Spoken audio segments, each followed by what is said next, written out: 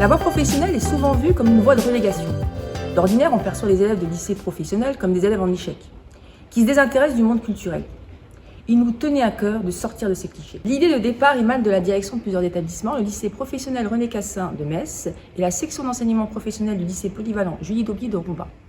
Notre objectif était de valoriser véritablement la voie professionnelle et de promouvoir la diversité des publics, ainsi que de l'école inclusive au service de l'excellence.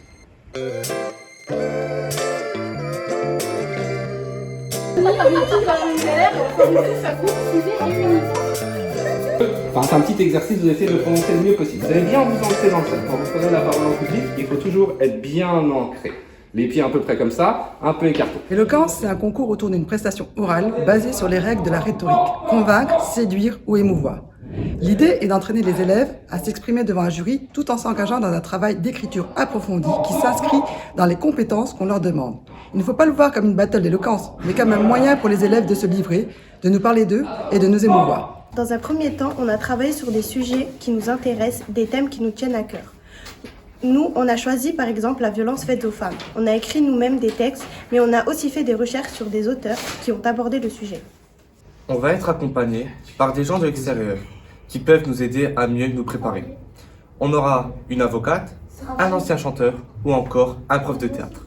Donc moi, j'ai écrit un texte sur une personne qui m'a inspirée et qui s'appelle Maria, une passionnée d'écriture et de théâtre. Dans mon pays d'origine, elle a écrit des poèmes pour les enfants.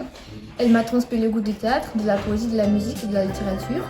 Alors, nous accueillons dans nos établissements un public très varié avec des dispositifs Ulysse UPE2A qui nécessitent un travail au quotidien sur l'inclusion. L'objectif de ce concours est de faire vivre concrètement l'école inclusive. Dans ce projet, on travaille différents domaines, interdisciplinarité, expression des élèves, créativité, coopération et estime de soi. Une des finalités de ce projet est de changer profondément le regard que l'on porte sur ces publics. La finale n'a pas encore eu lieu, mais les retombées sont déjà très positives. Ce projet a permis de fédérer les élèves, les professeurs, autour d'une dynamique inédite que l'on ne retrouve pas forcément dans le cadre d'un enseignement traditionnel.